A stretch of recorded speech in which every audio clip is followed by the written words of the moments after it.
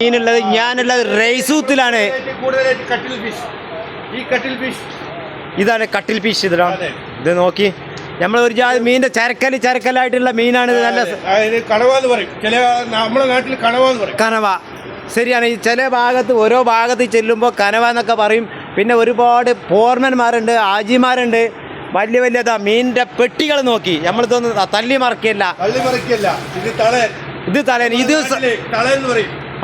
ഇത് ഇങ്ങോട്ട് നോക്കി. നമ്മളെ നാട്ടിൽ തലേന്ന് പറയും. പല ഭാഗത്തും പല റേറ്റാണ് ഇതിന് പറയുന്നത്. റേറ്റ് അല്ല, മീനിന്റെ വാക്കുകൾ മാറും.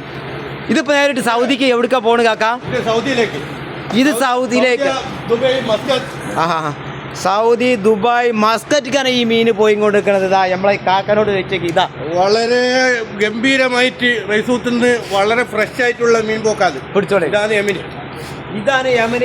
ഇത് യമനി, മിസിരി, ബംഗാളി, കേരള, കുല്ലു.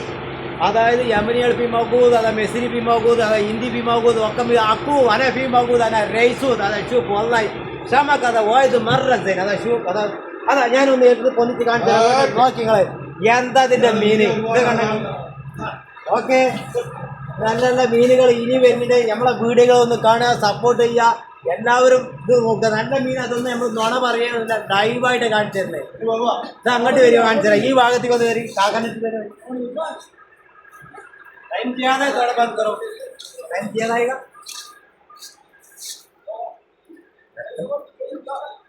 ഇല്ല അതാ വരുന്നത്.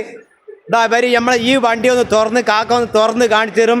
ഇത് ഈ ഭാഗത്ത് നിന്ന് റൈസുന്ന്, ഈ ഭാഗത്ത് നിന്ന് സൗദി, ദുബായ്, മസ്കറ്റ്, നമ്മളെ ചൗക്കിൽ വലിയ മാർക്കറ്റും കൂടി പോകണ്ടേ. ഞാൻ കയറണോ? ഇതെല്ലാം കംപ്ലീറ്റ് സൗദിയിലേക്ക് പോകുന്ന മീനാണ്. ഹലോ സദ്യക്ക് ഫിനാണ് മൗഖൂദ്. അതാ ഇത് കംപ്ലീറ്റ് മീന് സൗദിക്ക് പോണ മീനാണിത്. വലിയ വണ്ടിയാണ്.